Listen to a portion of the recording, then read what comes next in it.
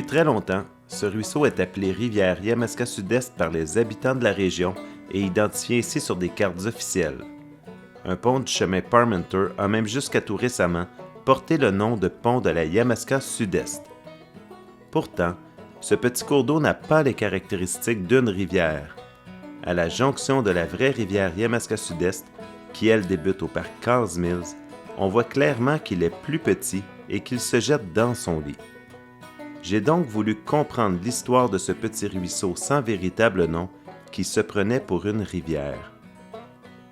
On a découvert que la confusion date du début des années 1800 parce qu'en 1809, dans le testament du pionnier Moses Westover, on mentionne la présence de ce ruisseau sur le lot lui appartenant.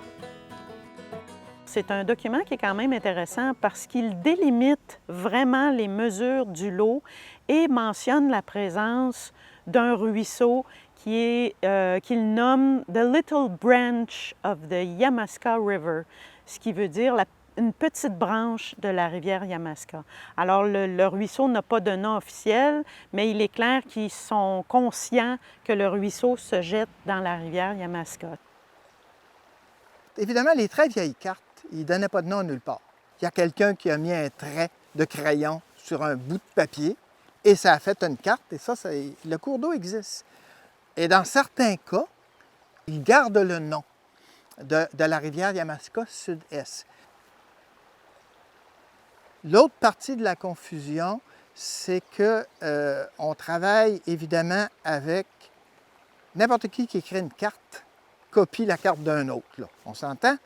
Et l'autre peut avoir tout simplement, sans le savoir, continuer le nom par là, au lieu de le continuer par là, parce que pour lui, c'est un trait par là, un trait par là, il a mis le nom dessus, puis il l'a mis comme ça. Celui qui est venu après l'a copié, celui qui est venu après l'a copié, puis finalement, on se ramasse avec des gens qui ont copié tout le monde, mais qui ont peut-être copié une erreur. Et peut-être à cause de ça, on ne lui a pas donné de nom par après. Donc, ça serait une explication raisonnable. Il y a sûrement un paquet d'autres explications et il y a peut-être un nom qui traîne dans le décor.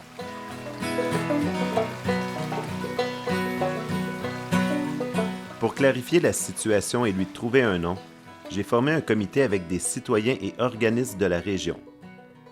Notre première démarche fut justement de vérifier si le ruisseau avait un nom autre que rivière Yamaska Sud-Est quelque part. Nous avons consulté les vieilles cartes, les actes de notaire, les plans de cadastre. Nous avons parlé à des citoyens et toutes nos recherches menaient au même résultat. Soit le ruisseau n'était pas nommé, ou soit on l'appelait à tort rivière Yamaska Sud-Est.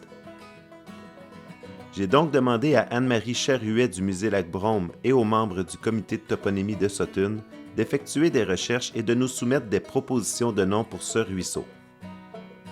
Un mois plus tard, sans se consulter, Madame Charuet et le comité de toponymie de Sutton arrivent avec la même proposition.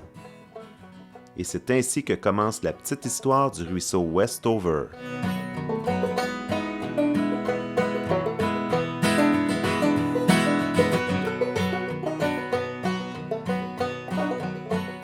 Le ruisseau traverse la propriété de Moses Westover, à qui on avait concédé 200 acres à cet endroit-là en 1802.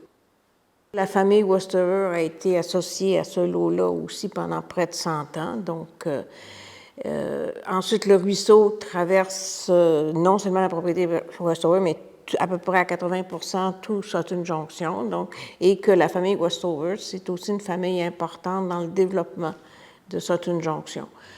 Et puis, comme on s'est rendu compte qu'en plus, il n'y avait jamais rien qui avait été nommé en l'honneur de cette famille-là, et quand je dis famille, c'est parce qu'ils sont 5 à être venus, ou 6 à être venus en 1802, dont Moses dont on parlait, ça s'est imposé. Avec l'appui des municipalités de Sutton et de Lac-Brome, le nom a été accepté et officialisé le 7 septembre 2022 par la Commission de toponymie du Québec. Le ruisseau Westover est le plus petit des 3 principaux affluents de la rivière Yamaska Sud-Est en amont du lac d'Avignon. Il coule sur 13 km avec un bassin versant de 35 km².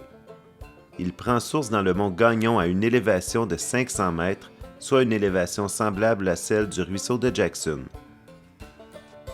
Il traverse ensuite le hameau de Sutton Junction, le secteur de Mansville, et va se jeter dans la rivière Yamaska Sud-Est à 1 km en aval de Carl's Mills.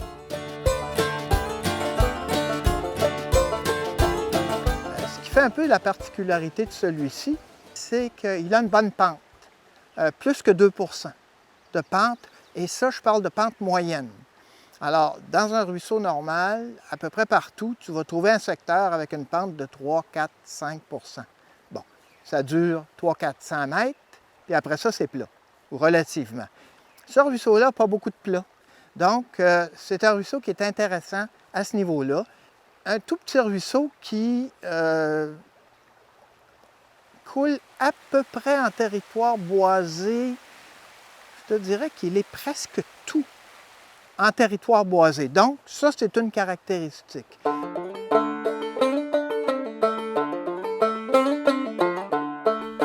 L'une des premières familles à venir s'établir tout près du ruisseau, c'est la famille de Moses Westover.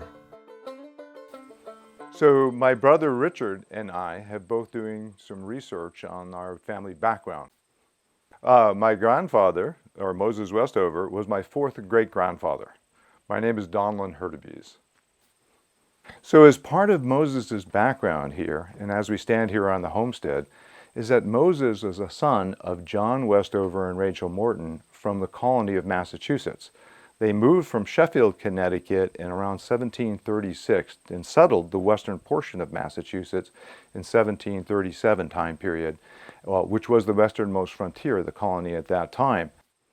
C'était des gens qui étaient très impliqués en politique. C'était des gens très allumés, très impliqués dans leur communauté. Et à l'aube de la guerre d'indépendance américaine, les 4 frères Westover se sont enrôlés dans un régiment d'infanterie pour aller combattre au nom de la couronne britannique. Lorsque l'indépendance arrive, 3 des 4 frères décident de plier bagages avec femmes et enfants pour s'en venir au Canada. There are 3 families, all Westover brothers, John, the oldest, Moses, the middle, whose homestead we're at here today, and a younger brother, Amos, who came up here after the American Revolution around 1784.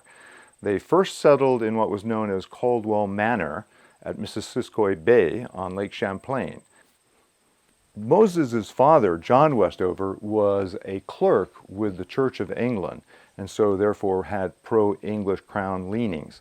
And it was probably one of the reasons why Moses, his older brother John, and younger brother Asmos came up here as loyalists to Quebec, British territory at that time, and very much enjoyed being settled over in the Lake Champlain area before moving here. À leur arrivée à Sutton en 1802, Moses Westover a 58 ans et son épouse Elizabeth Holmes a 51 ans.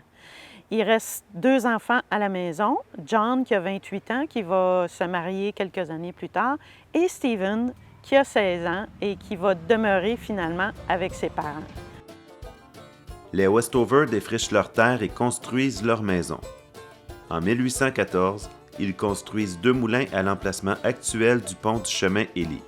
C'est Stephen Westover, le fils cadet de la famille, qui va les opérer. Ils voient l'avantage de développer cette petite industrie-là pour amener d'autres gens à venir s'installer et à amener des revenus à la famille, évidemment. Malheureusement, il arrive tout un événement dans la famille Westover. Stephen, lors d'un voyage à Montréal, en revenant sur le traversier qui lui permet d'accéder à la rive sud, on ne connaît pas les circonstances, mais il semblerait que Stephen est tombé à l'eau et il se noie. Sa femme Doreen Double poursuit l'exploitation des moulins seule jusqu'à son remariage 3 ans plus tard avec John Pettus, opérateur des moulins de West Brom et également veuf. Le fils de John Pettus, George Pettus, sera le dernier opérateur des moulins du secteur. Il est intéressant de mentionner qu'un des petits-fils de Moses Westover, Asa Westover, fut chef des Home Guards du comté de Missisquoi durant les invasions fainéennes et lors de la bataille d'Eccles Hills qui a eu lieu en 1870 à Fredericksburg. Un autre de ses petits-fils, qui s'appelait lui aussi Moses Westover, a été le premier maire du canton de Sutton en 1845.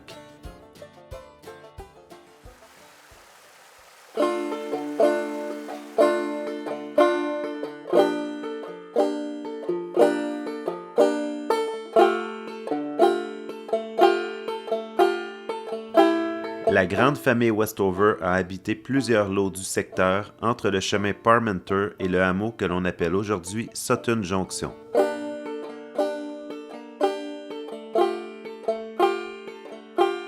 Au début, toute cette partie-ci, ça s'appelait plutôt North Sutton, comme encore, il en reste un peu, parce que c'était les deux derniers rangs les plus au nord du canton de Sutton. Mais à un moment donné, le train est arrivé en 1871 et il a passé par ce hameau-là. Et rapidement, il y a eu une jonction de deux lignes, c'est-à-dire la ligne venant de Farnham, celle venant de Drummondville, ici, à ce North Sutton, qui est devenu alors Sutton Junction. Pendant une courte période, ça s'est appelé Enlaugras, E-N-L-A-U-G-R-A, et tout le monde dit d'où ça sort. Bien, ça sort du fait qu'un des chefs de gare ou d'opérateurs trouvait que Sutton Junction, Sutton Flat, Sutton Glen, Sutton, ça était trop mélangeant. Fait qu'il s'est dit, moi, je vais appeler ça autrement, on ne se trompera pas. Alors, il a donné les initiales du début des noms de ses trois filles. Alors, Énéide, Laura et Grace, je pense, ça a fait Enlaugras. Mais ça a duré 4-5 ans. Là, après ça, c'est redevenu Sutton Junction, puis ça allait jusqu'à maintenant.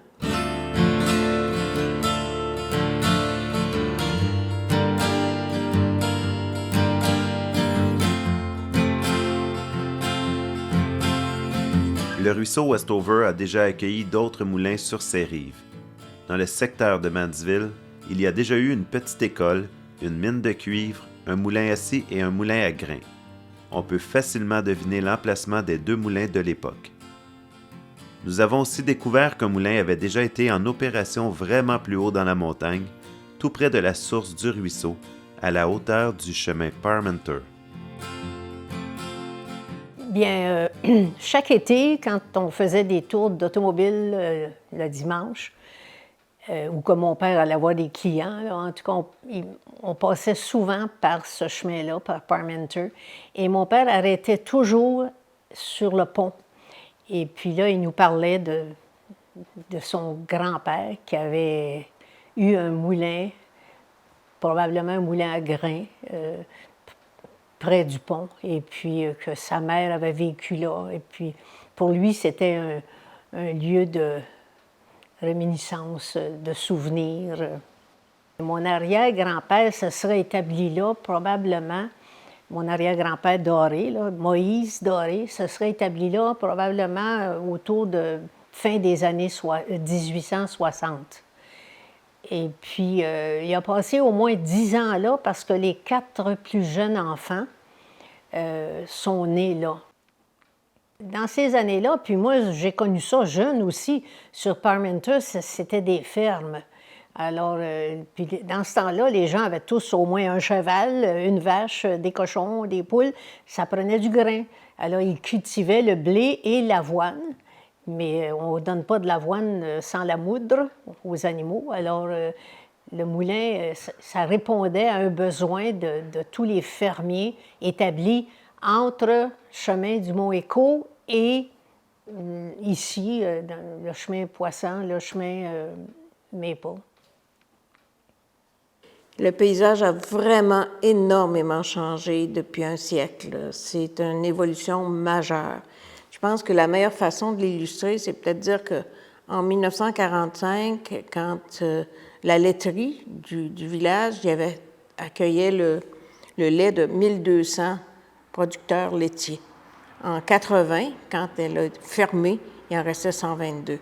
Et c'était des producteurs laitiers, pas seulement de Sutton, de la grande région de Sutton, si on veut.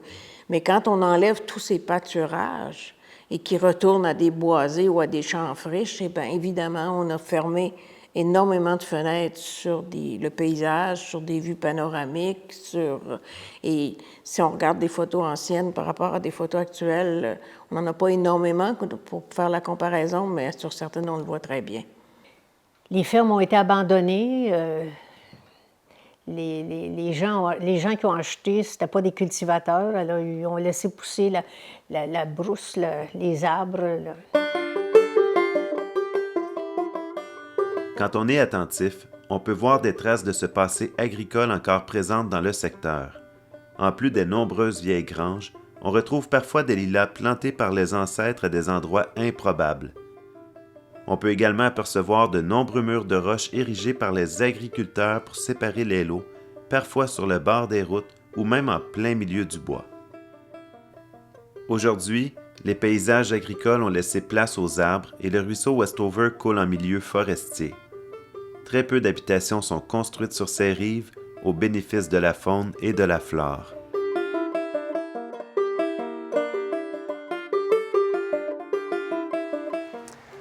Bien, les cours d'eau sont vraiment importants pour tout ce qui est connectivité parce que de façon naturelle, la faune va se déplacer le long des cours d'eau. On peut le voir là, quand on installe des caméras en bordure des cours d'eau, on voit vraiment la faune là, qui se déplace, même si on ne met pas d'appât ou quoi que ce soit. Au niveau aquatique, c'est super important aussi d'avoir un lien donc, qui est hydrique, aquatique, qui n'est pas entravé par des barrages, par des infrastructures, permettent à tous les organismes, la faune aquatique aussi de se déplacer d'un milieu à l'autre. Les premières espèces qui vont être avantagées par le maintien de la connectivité le long des ruisseaux comme ça va être évidemment les espèces aquatiques. D'autres espèces qui vont l'utiliser, mais à différentes fréquences. Par exemple, la tortue des bois, qu'on va retrouver plus en aval dans les cours d'eau. Donc, elle va passer l'hiver dans la rivière Yamaska sud-est, par exemple. Puis, elle va se déplacer dans le cours d'eau, le long des cours d'eau, comme celui-là, pour regagner son habitat d'été. On sait que c'est hyper important d'avoir des cours d'eau comme ça pour ses déplacements, c'est ce qu'elle va emprunter. Au niveau floristique, c'est sûr que c'est un peu moins évident, mais d'avoir un continuum de milieux naturels, c'est très important parce que la capacité de déplacement là, de la flore est moins importante. Donc, il faut s'assurer que les semences puissent se déplacer d'un îlot de milieu naturel à un autre.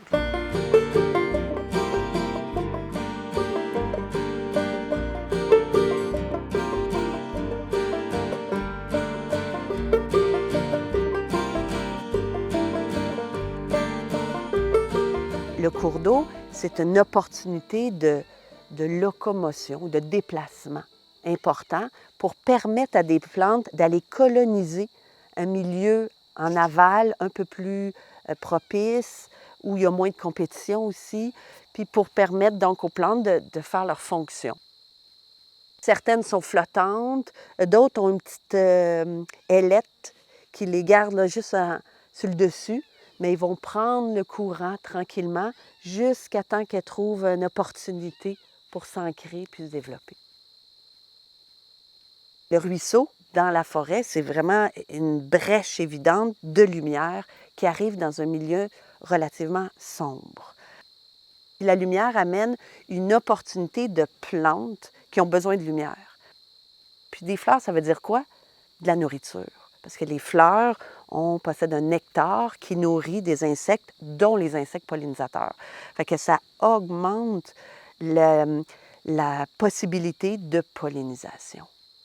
En forêt, c'était encore plus évident que les pollinisateurs qui vont se nourrir du nectar des fleurs vont ensuite être présents pour polliniser les autres plantes, comme les arbres de la forêt, à une période L'érable à sucre, par exemple, il va faire sa fleur au mois de fin mai, à une période où il n'y a pas beaucoup de pollinisateurs parce qu'il n'y a pas beaucoup de fleurs, il n'y a pas beaucoup de nourriture.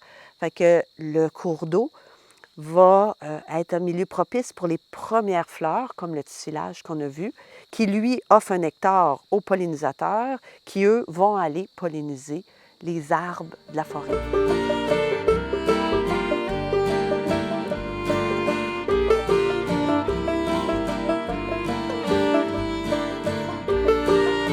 Alors, évidemment, je suis là pour parler de la pêche. Ce ruisseau-là, c'est un ruisseau à truite. Tout ce qu'il y a de plus classique comme ruisseau à truite. Les endroits les plus hauts, en élévation, tu vas trouver de la petite truite mouchetée, de l'omble de fontaine, à peu près dans tous les petits trous d'eau. Aussitôt qu'il y a 15 cm d'eau, puis un tout petit bassin, il y a des chances qu'il y ait une toute petite truite mouchetée, une omble de fontaine dans le fond de ça. Et ce poisson-là a probablement une définition de l'univers qui correspond à la grandeur de son bassin, qui est grand comme un lavabo de cuisine. Donc, tout ça ici, c'est de la truite parfaitement sauvage. Or, c'est une truite qui a survécu à bien des choses, et la raison pour laquelle elle est là, c'est qu'elle n'est pas si folle que ça. Elle est à peu près pas pêchable, le ruisseau est tout petit, et il est très difficile de s'approcher de l'habitat du poisson. Quand on descend un peu plus, évidemment, la truite est un tout petit peu plus grosse. Ce qui est intéressant, c'est qu'on a une jonction avec la rivière Yamaska Sud-Est et il n'y a pas de barrière. Donc, il y a certains poissons, la rivière Yamaska Sud-Est, qui le remontent. On va trouver de la truite arc-en-ciel. Moi, j'ai pris beaucoup de petites truites arc-en-ciel dans la portion basse de ce ruisseau-là. C'est une population autonome qui est certainement en danger parce que c'est une population isolée. Mais quand vous allez aller dans la portion haute du ruisseau, vous n'allez voir que quelques truites mouchetées. C'est vraiment de la truite qui vient du bon Dieu.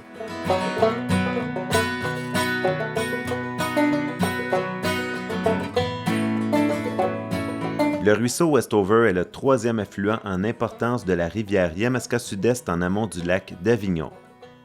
Il est protégé à sa source dans la réserve naturelle des Montagnes Vertes. Le reste l'est par la bonne volonté des propriétaires riverains et par les efforts déployés par les municipalités. Je suis très fier de la démarche collective qui a mené à son appellation. C'est à mon avis un grand respect de l'histoire de notre région et de la famille Westover établie à Sutton depuis maintenant 8 générations. Nous avons toujours considéré qu'il y avait 3 cours d'eau importants dans le bassin versant du lac d'Avignon. La rivière Yamaska Sud-Est, le ruisseau North Branch et le ruisseau de Jackson. À ce trésor d'une valeur inestimable vient désormais s'ajouter le ruisseau Westover.